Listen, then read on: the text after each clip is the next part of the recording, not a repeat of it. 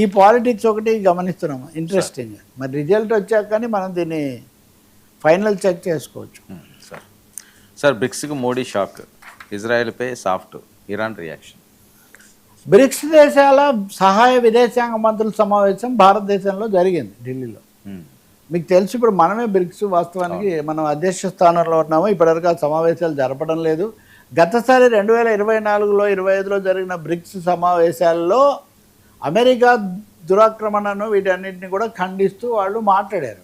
ఇక్కడ ఏం చేస్తారు, భారతదేశంలో జరిగినప్పుడు మనం నాయకత్వం తీసుకుంటున్నాం. సెప్టెంబర్లో పుతిన్ కూడా వస్తున్నాడు, రష్యా అధ్యక్షుడు.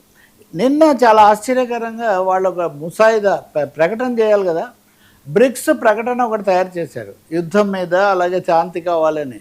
భారతదేశం వెంటబడి మరి ఇజ్రాయెల్ మీద ఉన్న నెగిటివ్ రెఫరెన్సెస్ తీసేయచ్చు. ఇజ్రాయెల్ పట్ల చాలా సాఫ్ట్ కార్నరు, ఇజ్రాయెల్ని ఏమీ అనకూడదు అన్న పద్ధతిలో భారతదేశం అంటే ముందు ఒక చిత్తు ప్రతి ముసాయిదా డ్రాఫ్ట్ అందరూ పంచుకొని కరెక్షన్స్ చేసుకొని ఇస్తారు.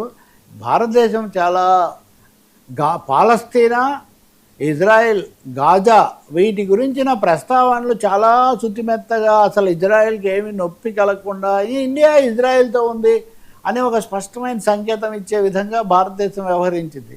షాక్ అయిపోయారు వాళ్ళు.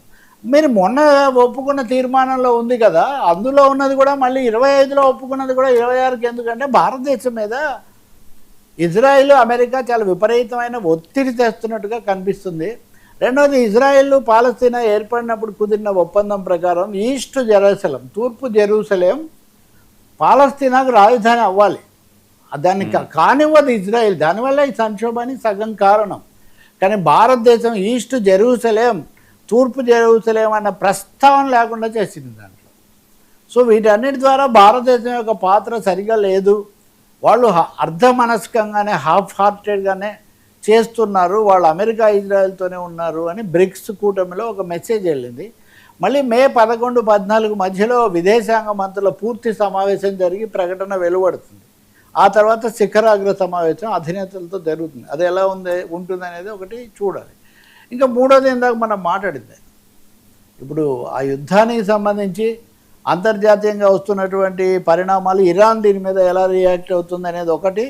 ఇంకో మూడోది ఏంటంటే పాకిస్తాన్లో చర్చలు మధ్యలో ఆగిపోయాయి. ఇరాన్ చాలా స్పష్టంగా చెప్పింది ఏంటంటే న్యూక్లియర్ ఆయుధాలు, యుద్ధం వెంటనే పూర్తిగా ఆపేయడం, మూడోది హార్మోజ్ జలసంధిలో జోక్యం. ఈ 3 అంశాలు దశలవారీగా మీరు చేస్తే మేము చర్చలకు వస్తాం, లేకపోతే రామని వాళ్ళు చెప్పేశారు.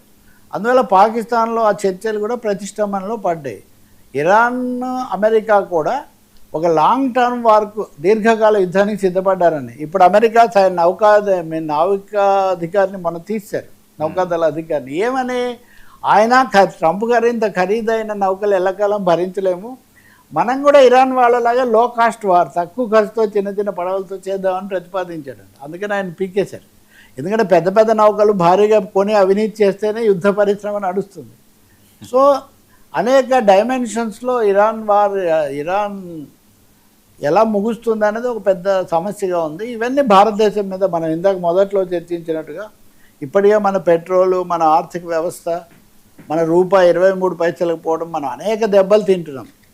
కానీ ట్రంప్ గారు మటుకు భారతదేశంతో వాణిజ్య సంబంధాలు అమోఘంగా జరుగుతున్నాయి, చాలా వెరీ మచ్ సాటిస్ఫైడ్ అంటున్నాడు. Sir don drama diversion